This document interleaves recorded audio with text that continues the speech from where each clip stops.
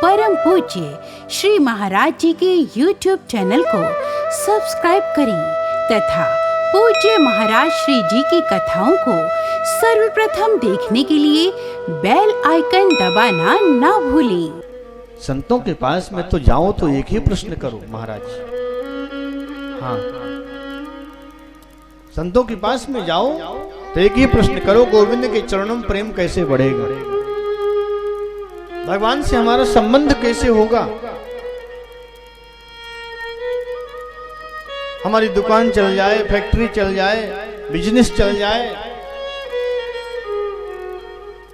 ये प्रश्न तो बहुत सामान्य है। दुकान तो अपने आप चलेगी जब भगवान आपके जीवन में आ जाएंगे, भगवान के चरणों में जब प्रेम हो जाएगा, प्रीति हो जाएगी, तो दुकान, फैक्ट्री, बिजनेस, व्यापार अपने आप चलने लग जाएंगे। फिर उनके लिए चिंता करने की आवश्यकता नहीं है। भगवान के पास में लोग मंदिर में जाते हैं भगवान से मांगने के लिए। जिसके मन में जो होता है वो भगवान से मांगता है। हम कहते हैं भैया भगवान से क्यों मांगते हो आप? तो भगवान को ही मांग लो ना, प्रेम से कहिए श्री राधे। जब भगवान को ही मांग लोगे तो फिर मांगने की आवश्यकता नहीं पड़ेगी, फिर सब कुछ आपके पास में उपस्थित हो जाएगा। लेकिन हम भगवान को कहां मांगते हैं? हम तो भगवान से अपनी इच्छाओं की पूर्ति के लिए उनके पास में जाते हैं। तो समय को बर्बाद नहीं करना चाहिए। कितने ऐसे लोग हैं जो संडे की छुट्टी होगी, कोई काम नहीं होगा, बिल्कुल फ्री होंगे, तीन ही सोचेंगे चलो थोड़ा भगवान के स्मरण कर लें। क्या करेंगे? चलो मित्रों के पास बैठ करके ताश पत्ते खेल लेते हैं। इस समय की बर्बादी है, इस समय की हत्या है। ध्यान रखना मेरे भाई, हमारा जीवन कब तक सुरक्षित है? जब तक काल रूपी अजगर सर्प अपने मुख को बंद नहीं कर लेता है कि काल ब्याल मुखग्रास त्रास निर्णास हेतवे।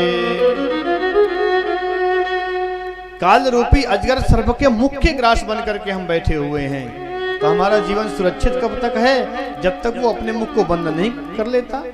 काल जैसे अपने मुख को बंद किया, हमारे जीवन लीला समाप्त। तो बोले काल से बचने का साधन क्या है? बोले श्रीमद् भागवतम शास्त्रम कलौ कीरेण भासितम।